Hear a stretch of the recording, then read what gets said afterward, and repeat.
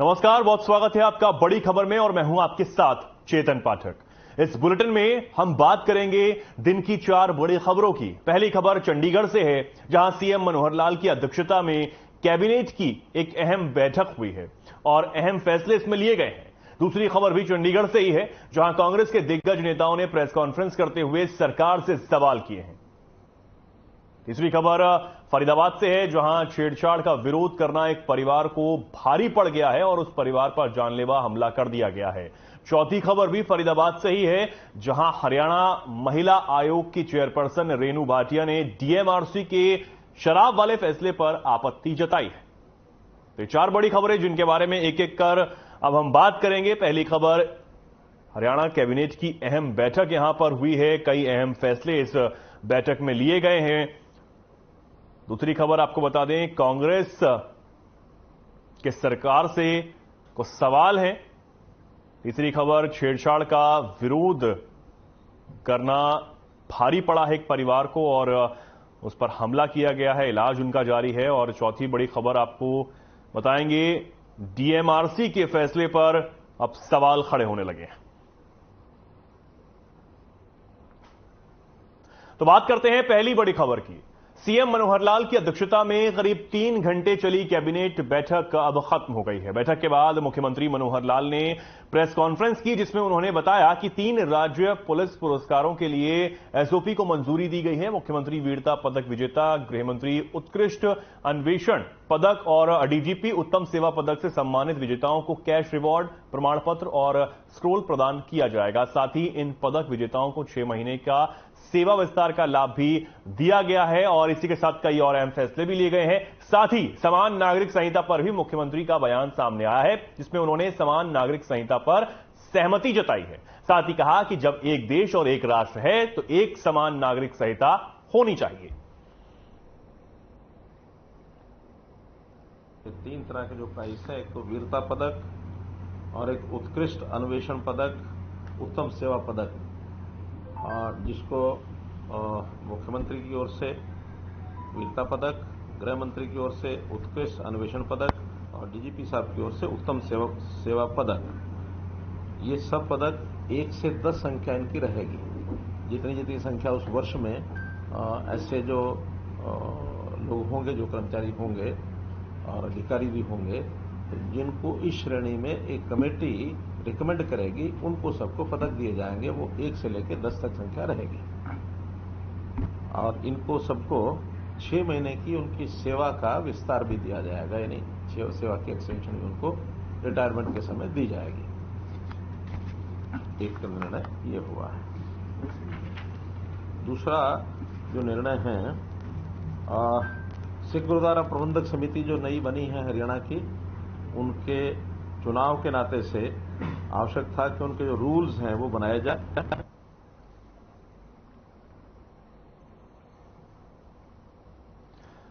तो मनोहर कैबिनेट के अहम फैसले, विधवा पेंशन योजना में बदलाव यहां किया गया है। साथ ही विधवा पेंशन अब 60 साल तक मिलेगी। साथ ही गांवों में सेल्फ हेल्प ग्रुप की मदद ली जाएगी। एक्सपोर्ट सब्सिडी में 25 लाख तक की छूट दी गई है। जनता की सुविधा के लिए काम कर रहे हैं। 7 जातियों को एससी सर्टिफिकेट दिया जाएगा। पंचायती राज नियमों में संशोधन किया जाएगा। HSGPC अधिनियम 2023 को मंजूरी इस कैबिनेट बैठक में दे दी गई है। मुख्यमंत्री वीरता पदक विजेताओं को कैश रिवॉर्ड दिया जाएगा। डीजीपी उत्तम सेवा पदक विजेताओं को रिवॉर्ड दिया जाएगा। यह भी अहम फैसला यहां पर लिया गया है। साथ ही प्रमाण पत्र और स्क्रोल दिए जाने की बात भी की गई है। पदक विजेताओं को 6 महीने का सेवा विस्तार भी मिलेगा। विधवा पेंशन योजना में बदलाव किया गया है। ऐसे तमाम जो फैसले हैं वो इस अहम बैठक में यहां लिए गए हैं।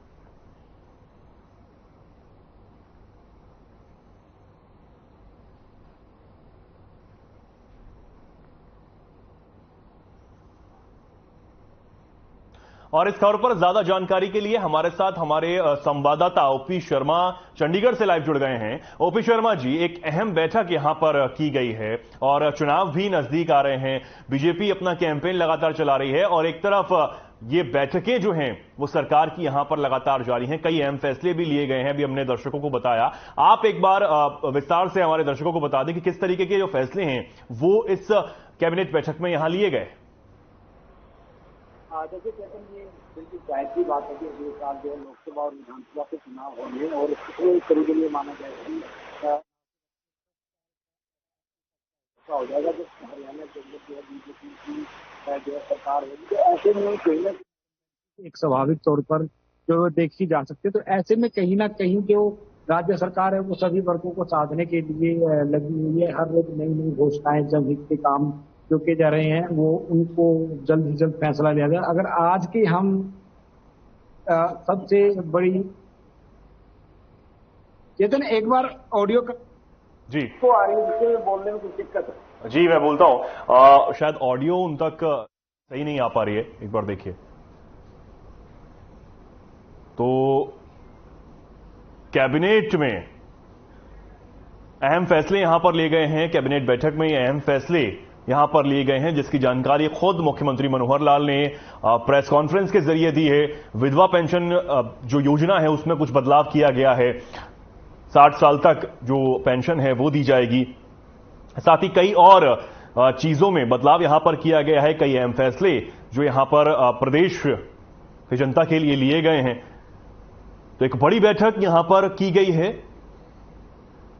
3 घंटों तक यह महत्वपूर्ण बैठक यहां पर चली, जिसके बाद तमाम जो जानकारियां हैं वो निकलकर सामने आई हैं। जैसे विधवा पेंशन योजना में यह बदलाव यहां पर किया गया है, 60 साल तक ये पेंशन अब मिला करेगी। साथ ही गांवों में सेल्फ हेल्प ग्रुप की मदद ली जाएगी। इसी के साथ अगर बात की जाए एक्सपोर्ट सब्सिडी में 25 लाख तक की छूट देने का फैसला भी लिया गया है। जी, तो हमारे साथ हमारे संवाददाता ओपी शर्मा एक बार फिर जुड़ गए हैं। जी ओपी शर्मा जी, कुछ कह रहे थे आप? बिल्कुल चेतन, देखिए एक चुनावी साल है तो ऐसे में सरकार कहीं ना कहीं जब 10 साल के लिए चुनाव तक उसको जिसका उसको सामना करना पड़ेगा, तो उससे बचने के लिए सरकार करने की अपनी तैयारियां हर रोज कर रही है। अगर आज की हरियाणा कैबिनेट की बैठक की सबसे बड़े फैसले की बात करें तो हरियाणा में लंबे समय से जो बीजेपी के विधायक थे वो अपने जनहित के काम नहीं होने का जो रोना या मंत्रियों के आगे रहते थे, लेकिन आज उनकी इस एक बड़ी समस्या का कहीं ना कहीं समाधान हो गया है। अब जो पंचायतें हैं वो उन कामों को भी करवाएंगी जिन कामों को जो है सरकार चंडीगढ़ से करवाने के लिए भेजेगी। मतलब ओवरऑल बात कहने की है कि अब किसी भी गांव में अगर कोई विधायक या सांसद विकास करवाना चाहते हैं तो सरकार को अपनी जो है एक रिक्वेस्ट भेज है कि अब गांव में मुख्य सुविधा की जरूरत है तो इसको बनाया जाए। तो सरकार जो है उस लेटर को जो है संबंधित जिले के अधिकारी के सामने भेजेगी और उस काम को जो करवाया जा सकता है। लेकिन अब तक ये था कि जो गांव के विकास कार्य में विधायकों को ज्यादा अहमियत नहीं रहेगी, क्योंकि सभी जो जितने भी मोटे तौर पर अधिकार थे वो ग्राम पंचायतों या फिर जिला परिषदों के पास ही चले गए थे। तो ऐसे में कहीं ना कहीं जो विधायक या सांसद थे वो अपने आप को कहीं ना कहीं सजा महसूस कर रहे थे। जो है वो आज एक राहत सरकार ने अपने नुमाइंदों को दी है ताकि वो जनता के ज्यादा से ज्यादा काम करें। जो एक एंटी इनकम्बेंसी कहीं ना कहीं जो विधायकों के चेहरे पर भी दिखाई दे रही थी, शायद उसको एक हद तक खत्म करने में जो है वो कामयाबी जो है वो मिलेगी और साथ में विधायकों को जो है वो राहत मिलेगी। दूसरी अगर हम कैबिनेट के एक बड़े जनहित के फैसले की बात करें तो हरियाणा में जो एकल विधवा महिला बेसहारा महिलाएं थी उनकी जो पेंशन की जो अब तक आय थी वो करीबन 1,80,000 रुपए ही सालाना थी। लेकिन जो बुढ़ापा पेंशन थी या ओल्ड एज पेंशन की बात करें उसकी जो आय है वो 3 लाख हरियाणा सरकार ने पिछले दिनों कर दी थी। लेकिन विधवा पेंशन की ये जो आय सीमा थी ये नहीं बढ़ी थी, तो आज सरकार ने उसको भी बढ़ाकर जो है 3 लाख कर दिया है। और अब जो विधवा कोई भी महिला है तो वो 60 साल तक तो विधवा पेंशन लेगी, लेकिन उसके बाद ये ऑटोमेटिकली जो है एक ओल्ड एज पेंशन में कहीं ना कहीं ट्रांसफर हो जाएगी। एक तीसरा अगर अहम फैसले की बात करें, तीसरा अहम फैसला हरियाणा सरकार ने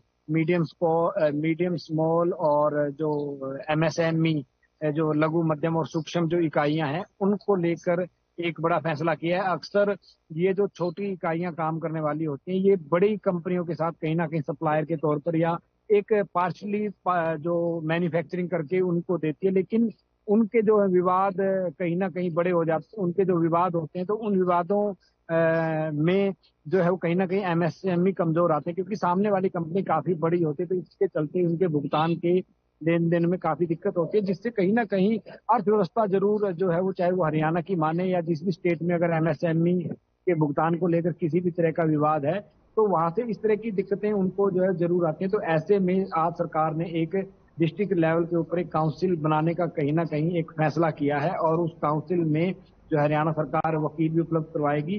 तो कहा जा सकता है कि ये उनके लिए एक अच्छा कदम है। दूसरा ये है कि हरियाणा सरकार ने कर्मचारियों को जो है वो कहीं जो एक्सपोर्ट के ऊपर करीबन 25 लाख रुपए तक की जो है एक सब्सिडी जो एक्सपोर्ट पे हरियाणा सरकार की तरफ से दी जाती है, उसको भी आज से कहीं ना कहीं लागू कर दिया। तो तमाम ये कुछ एजेंडे थे, जो 16 एजेंडे रखे गए थे, उनमें से 2 एजेंडे जो है वो पास हो गए। अगर हम एक तीसरे एजेंडे एक जरूरी एक एजेंडे की बात करें तो वो था कि पुलिस वीरता पुरस्कार भी जो है आज उनको मंजूरी दे दी कि मुख्यमंत्री, गृह मंत्री और डीजीपी स्तर पर ये। ठीक है ओपी शर्मा जी, लौटता हूं मैं आपके पास, बने रहिए आप हमारे साथ जी।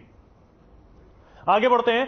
कांग्रेस नेता रणदीप सुरजेवाला, कुमारी सैलजा और किरण चौधरी ने एक प्रेस कॉन्फ्रेंस की है। प्रेस कॉन्फ्रेंस में विधायक प्रदीप चौधरी, शमशेर गोगी और वेणु बाला भी मौजूद रहे। प्रेस कॉन्फ्रेंस में हरियाणा कांग्रेस के कार्यकारी अध्यक्ष सुरेश गुप्ता और रामकिशन गुर्जर भी शामिल रहे।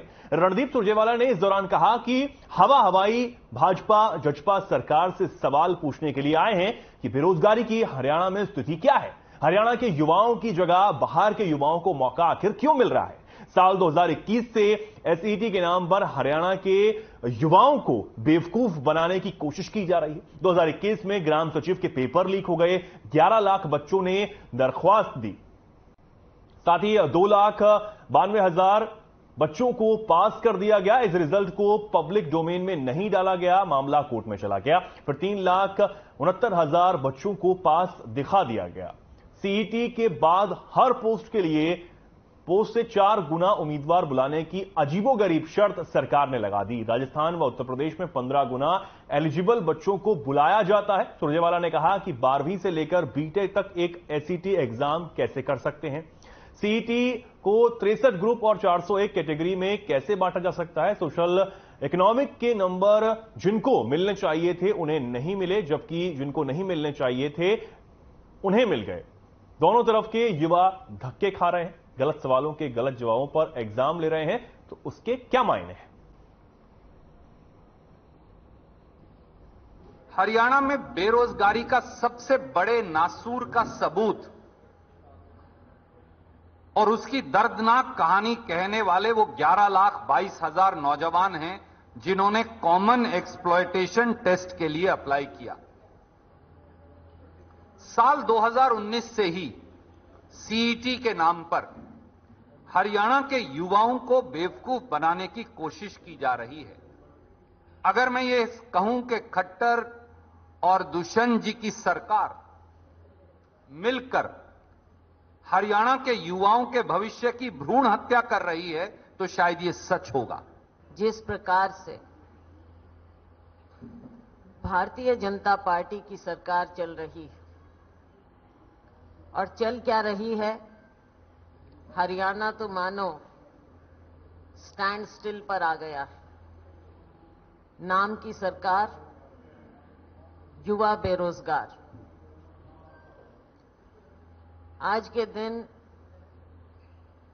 हमें दुख लगता है कि जहां देश को आगे बढ़ना चाहिए था, जिस प्रकार से कहा जाता था, और ये भारतीय जनता पार्टी स्लोगन देने में माहिर है, डबल इंजन सरकार, फलानी सरकार, केंद्र की सरकार, मोदी जी की सरकार पूरी तरह से फेल है।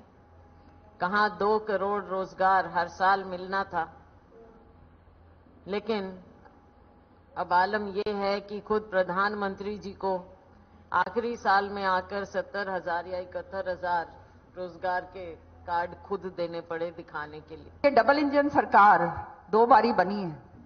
वायदा किया गया था कि 2.5 करोड़ नौकरियां हर साल जो हैं नौजवानों को दी जाएंगी।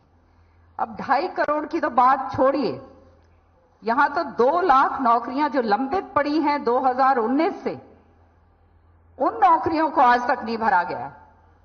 और किस तरह से नौजवानों के साथ खिलवाड़ हो रहा है वो आप सबके सामने, और मैं आपको विस्तृत तरीके से मैं बताती हूं कि या तो ये हजारों जो भर्तियां हैं इनका जो है नतीजा वो नहीं निकाला, या फिर इनको रद्द कर दी गई हैं, और या फिर गलत नीति के कारण जो है कोर्ट के जो हैं चक्कर काटने पड़ रहे हैं।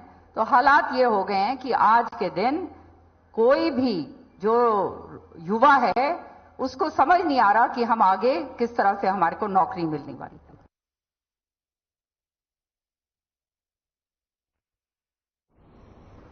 और इस खबर पर भी हमारे साथ हमारे संवाददाता ओपी शर्मा जुड़े हुए हैं। ओपी शर्मा जी, कांग्रेस ने ये जो प्रेस कॉन्फ्रेंस यहां पर की है, बेरोजगारी का मुद्दा खूब उठाया जा रहा है, चुनाव भी नजदीक हैं, तो कांग्रेस ने पूरी तैयारी कर ली है कि बेरोजगारी के मुद्दे पर तो खासकर सरकार को पूरी तरीके से घेरना है। चेतन, देखिए, आप थोड़ा सा इस प्रेस कॉन्फ्रेंस को कांग्रेस के जो एजेंडे हैं उसकी तरफ से उस नजरिए से देखने की कोशिश ना करें। इसको एक छिपे हुआ जो इनका एक एजेंडा, एक जो शक्ति प्रदर्शन है उसको देखने की कोशिश करें। ठीक है कि कहीं ना कहीं चुनाव का साल आने वाला है तो सरकार के ऊपर जो है निशाने जो एक वक्त हमेशा साथ देगा। लोकतंत्र का तकाजा भी यही है कि जो जनता के वोट लेगा वो वही कहीं ना कहीं सत्ता में आएगा। लेकिन आज की जो प्रेस कॉन्फ्रेंस हुई है इसको थोड़ा सा आप पार्टी की गुटबाजी से देखिए। हरियाणा कांग्रेस ने जो एक गुटबाजी की और वो एक बार फिर आज उभर कर सामने आ गई। इस प्रेस कॉन्फ्रेंस जितने भी विधायकों या बड़े नेताओं ने शिरकत की है वो कहीं ना कहीं भूपेंद्र सिंह हुड्डा ग्रुप के एक दूर विरोधी रहे हैं। अगर कुमारी शैलजा की बात करें तो उनका प्रदेश अध्यक्ष का पद कहीं ना कहीं भूपेंद्र सिंह हुड्डा की वजह से ही गया है। वहीं अगर रणदीप सुरजेवाला की बात करें तो उनको राजस्थान से जो राज्यसभा में भेजा गया था वो कहीं ना कहीं भूपेंद्र सिंह हुड्डा के विरोध के चलते उनको हरियाणा से राज्यसभा की टिकट जो है नहीं देगी। किरण चौधरी की बात करें तो वो लंबे समय से भूपेंद्र सिंह हुड्डा की जो है धुर विरोधी रही है। वहीं अगर हम विधायक शमशेर सिंह गोगी की बात करें जो असम से कांग्रेस के विधायक है वो भी जो है वो कुमारी शैलजा के खास माने जाते हैं। वहीं अगर सडोरा से हम रेणु बाला की बात करें तो वो भी कुमारी शैलजा की जो है वो काफी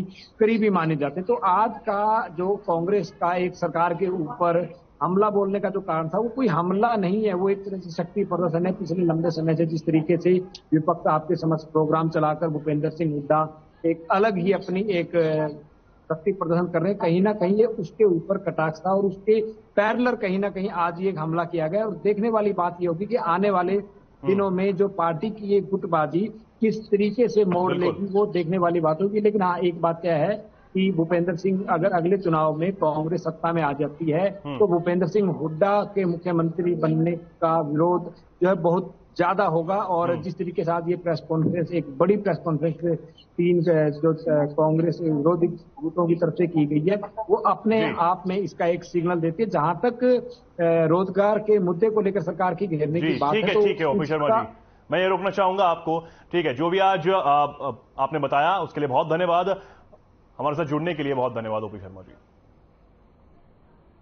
आगे बढ़ते हैं, खबर फरीदाबाद से है जहां छेड़छाड़ का विरोध करने पर एक सिरफिरे युवक ने एक ही परिवार की 2 बेटी और उनके माता पिता पर चाकू से हमला कर दिया। पूरा मामला फरीदाबाद की राजीव कॉलोनी का बताया जा रहा है कि एक मां बेटी पार्क में घूमने गई हुई थी, तभी आरोपी युवक ने लड़की के साथ छेड़छाड़ करनी शुरू कर दी। लेकिन जब युवती ने इसका विरोध किया तो आरोपी ने उन पर हमला कर दिया। सभी घायलों को बल्लभगढ़ के निजी अस्पताल में दाखिल करवाया गया है। एक युवती की हालत यहां गंभीर बताई जा रही है।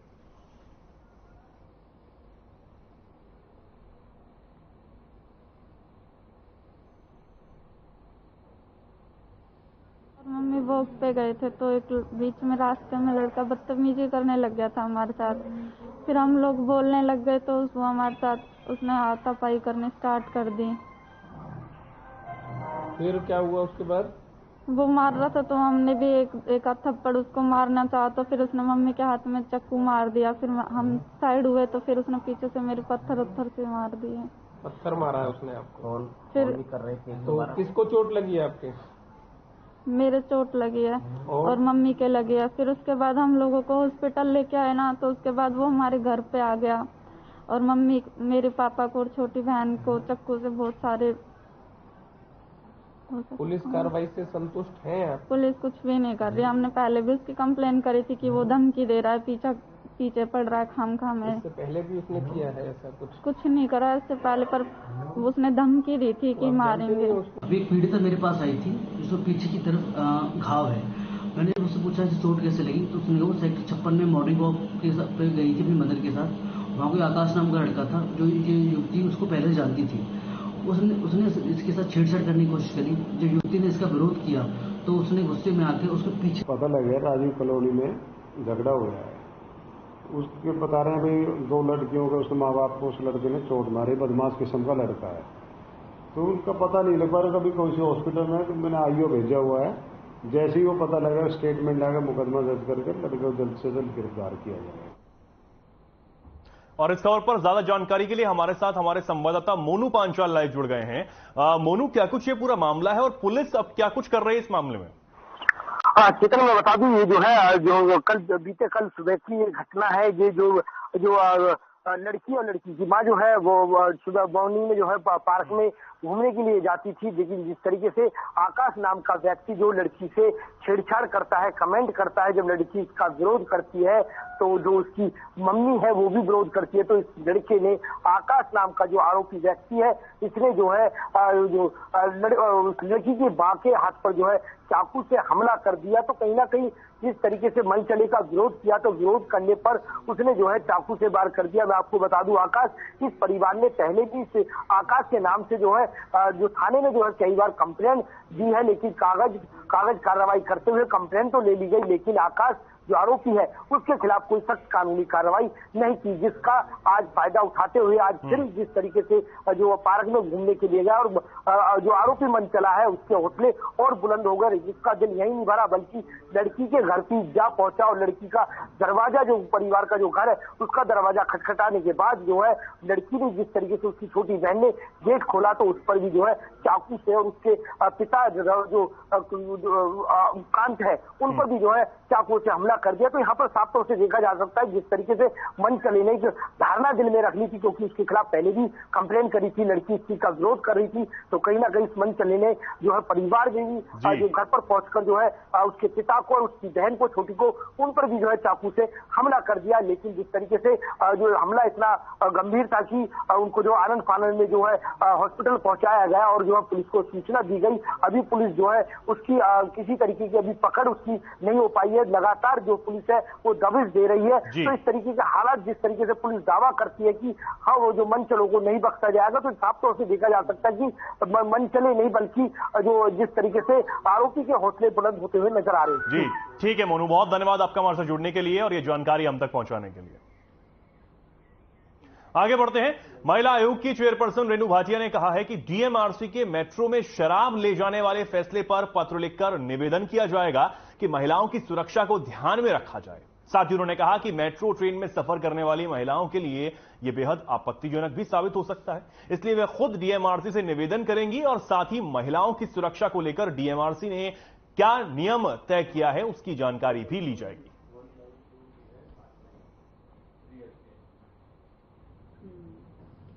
देखिए, मुझे लगता है कि इस पर पुनः विचार होना चाहिए। शराबबंदी बंद है, नहीं है, कहाँ सस्ती है, कहाँ महंगी है, कहाँ से कहाँ जाती है, वो अलग विषय है। परंतु मेट्रो में, जो कि एक ऐसा ट्रांसपोर्ट मोड है जिसमें ज़्यादा से ज़्यादा महिलाएं ट्रैवल करती हैं, महिलाओं की दृष्टि से, एक महिला आयोग के होने के नाते मैं महिलाओं की दृष्टि से कहूँगी कि ये एक सुरक्षित स्टेप नहीं है, क्योंकि जो भी जिसको भी आप अलाउ करेंगे उसको तो एक छूट मिल गई, जब मैं ले जा रहा हूं तो मैं पी भी लूं, तो आप फिर मेट्रो पुलिस या मेट्रो अधिकारी उसी में उलझन में लगे रहेंगे। तो फिलहाल के लिए इस खास कार्यक्रम में इतना ही। नमस्कार।